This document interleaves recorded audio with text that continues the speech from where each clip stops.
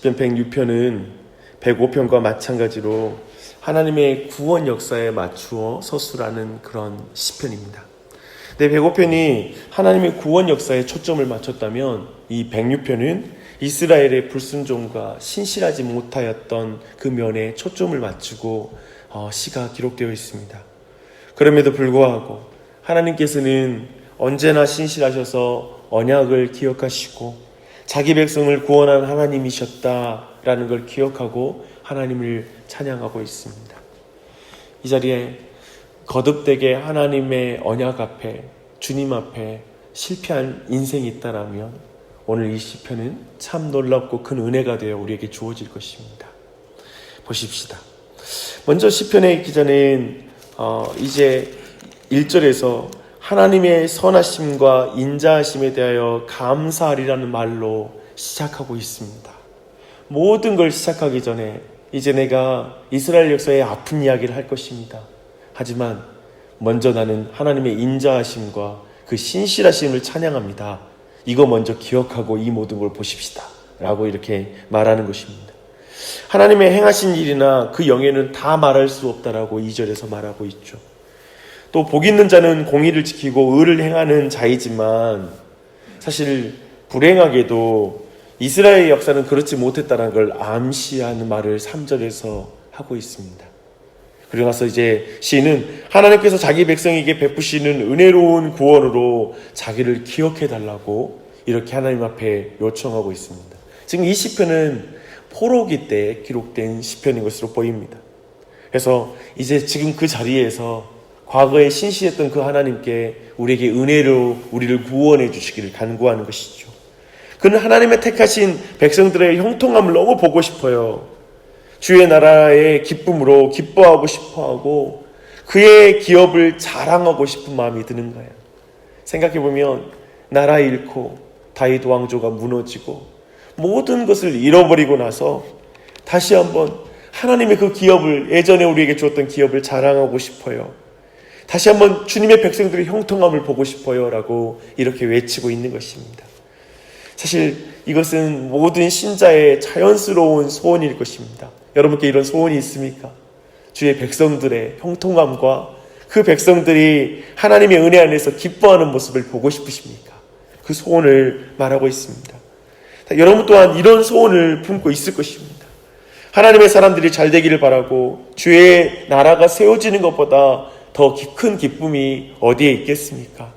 하나님의 백성과 하나님의 나라가 내 자랑이라고 말하는 사람에게 이러한 것이 얼마나 큰 은혜이겠습니까? 이것을 말하는 시인의 마음은 지금 그렇지 못한 현실이 결코 마음에 가볍지 않은 거예요.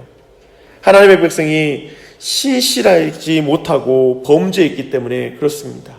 6절을 보십시오. 우리가 우리의 조상들처럼 범죄하여 사악을 행하며 악을 지었나이다 라고 말하는 거예요. 소원함은 가득한데 우리는 너무 죄악 가운데 지금 살고 있는 거예요. 정말 시인의 기자는 간절히 하나님의 영광스러움이 공동체 안에 회복되기 원하는데 현실 속에 많은 사람이 죄악 가운데 벗어나지를 못하는 거예요. 얼마나 마음이 아프겠어요. 이제 과거의 역사를 떠올리되 7절부터 12절까지 시인은 먼저 홍해 사건을 회상합니다. 열조들은 애굽에서 하나님이 행하신 기사를 잊어버리고 애굽 군대와 홍해 사이에서 하나님을 거역하고 원망하고 불평했던 그 역사를 기억하고 있습니다. 위험한 일 닥치자. 지금 방금 전에 애굽에서 10가지의 놀라운 이적을 경험했잖아요. 보호를 경험했잖아요. 다 잊어버려요. 대적이 나타나니까. 즉 애굽에서 행하신 주의 크신 인자를 기억하지 아니하고 감사하지 않은 죄를 지은 것입니다. 감사치 않는 죄. 이것은 하나님을 영화롭게도 아니하며 감사하지도 아니한 그 죄를 범한 것이죠. 그런데요, 놀랍게도 하나님은 자기 이름을 위하여 홍해를 가르고 거기를 광야처럼 마른 땅과 같은 그곳이 되게 하셔서 그 백성을 구원하시고 애국 군대를 도리어 그곳에 수장시키시는 놀라운 구원의 역사를 나타내십니다.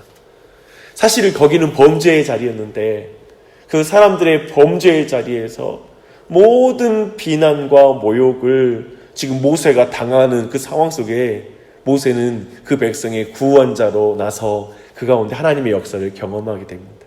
사실 그 자리를 우리는 더 자세한 내용을, 그 자리가 가리키고 있는 실체를 봤죠.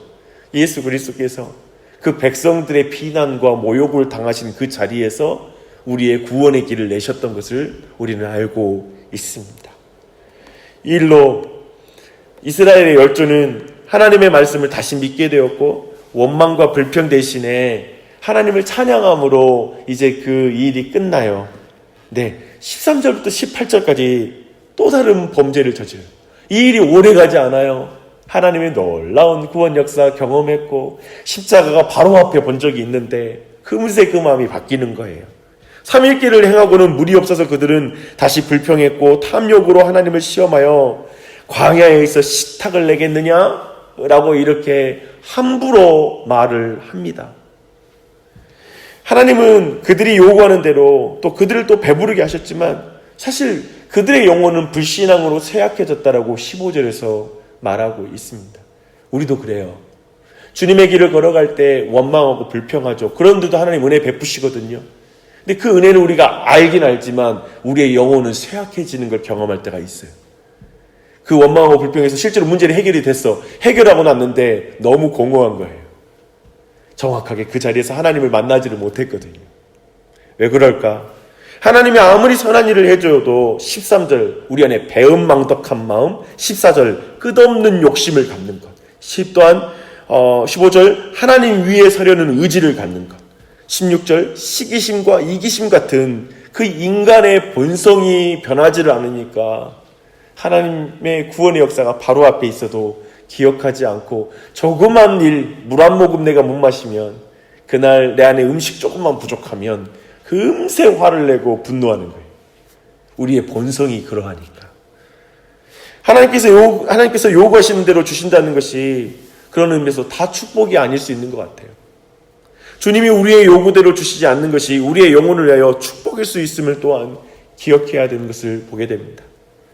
또 열조들은 하나님이 세우신 지도자인 모세와 아론을 질투하여 반역을 행하고 하나님께서는 땅으로 그들을 삼켜서 불태우신 사건을 또한 이어서 말하고 있습니다.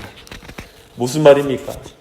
하나님이 물이 부족하다 해서 물을 주고 음식이 부족하다 해서 음식을 나눠줬는데 또 계속해서 반역하는 거예요. 또 그 뒤에도 모세에게 도전하고 수없이 많은 어리석은 일을 해가는 거예요. 그런데 그 자리에서 하나님 또 구원의 길을 내요. 그때마다 하나님은 신실하십니다. 그걸 또 말씀하고 있어요. 이제 또 세 번째 큰 구분으로 이제 19절부터 23절까지 금송아지 숭배 사건을 다루고 있어요. 그들은 하나님을 썩어지지 아니하는 하나님의 영광을 썩어질 사람과 금수의 버러지 형상의 우상으로 바꾸었다라고 말하고 있습니다. 하나님의 행하심을 기억하지도 않았잖아요. 그리고 자기 욕심대로 자기 본성대로 살았지만 또 하나님이 구원해 주셨잖아요. 그런데 이번에는 완전히 구원자 하나님을 다 잊어버린 거예요. 성경은 그렇게 표현해요. 하나님을 잊어버렸다고. 잊어버려요. 그들은 또 애굽에서 하나님의 행하신 일을 잊어버렸습니다. 이때 하나님은 이 백성을 멸하시겠다고 모세에게 말하거든요. 근데 모세의 기도를 들으사 하나님은 노를 돌이키세요. 참 놀라운 은혜예요. 그들은 또 신실하지 못했어요. 하지만 하나님은 또 모세의 중보 기도를 통하여 그들을 향한 진노를 돌이키세요. 이때 모세는 하나님의 진노를 돌려놨죠. 근데 우리 구주 예수님은 하나님의 진노를 고스란히 받으셨어요. 이것이 얼마나 큰 은혜입니까? 그렇으면 또 신실하게 살아야 될 텐데요. 그렇죠?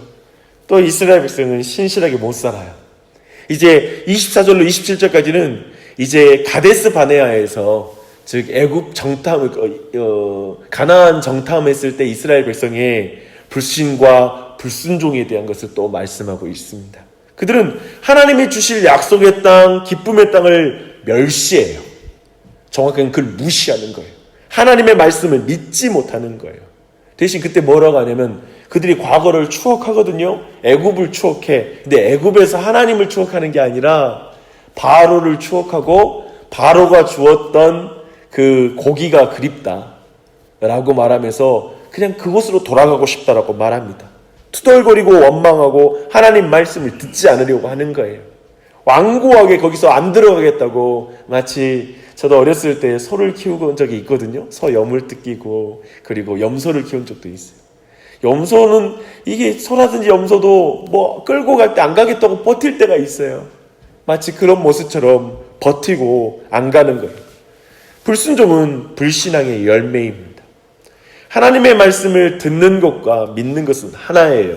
그래서 하나님은 그 1세들을 그래 너희들이 믿고 너희들이 하고 싶은 대로 그래 살아라 하고 광야에 두십니다. 그래서 그곳에서 그들이 다 죽게 되죠. 27절은 약속의 땅에 들어간 뒤에라도 불신앙이 그들을 약속의 땅에서 쫓아낼 수 있음을 암시하고 있습니다.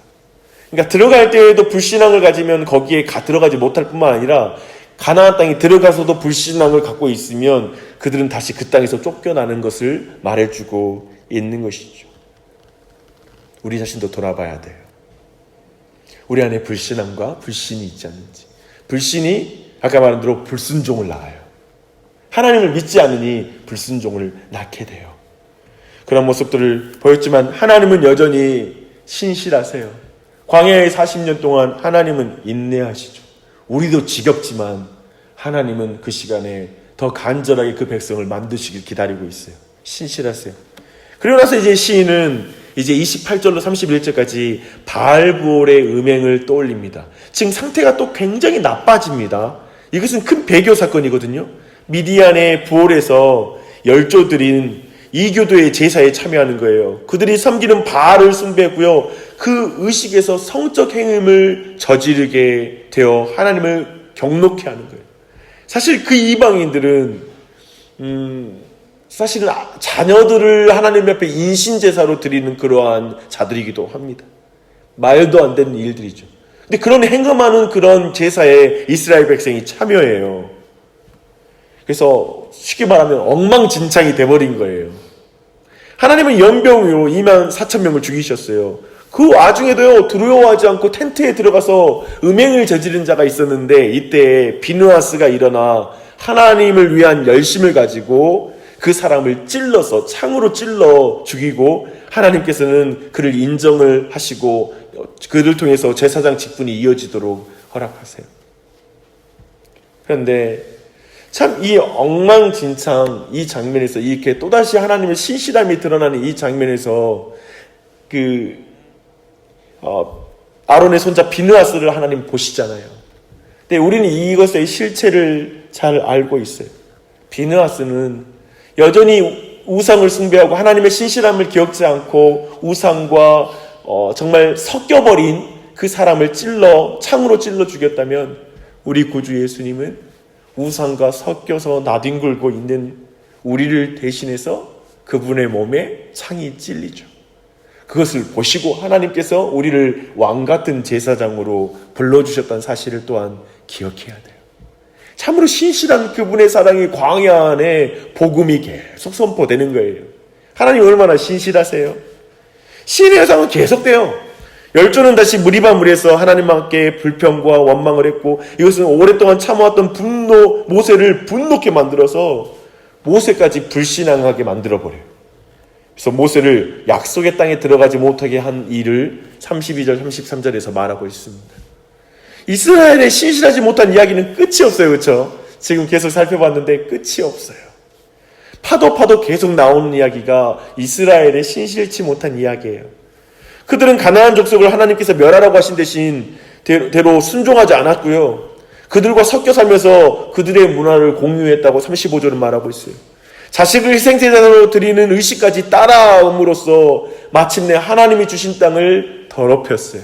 이게 이스라엘 역사의 마지막에 있는 일이에요. 이스라엘은 이렇게 늘 신실하지 않았으나 하나님은 어땠다고요? 하나님은 끊임없이 신실해요. 하나님은 저들을 노하심으로 열방의 손에 붙이시긴 했거든요.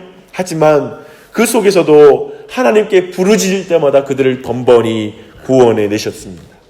그러나 하나님에게서는 다시 하나님께 반역하고 징계받기를 반복했다고 40절부터 46절까지 계속 계속 이게 반복되고 있다라고 말하고 있어요. 도대체 왜 하나님께서 이렇게 신실하지 못한 그 백성을 거듭된 구원의 은혜를 베푸시는 것일까요? 45절을 보십시다. 그 이유가 이렇게 나옵니다.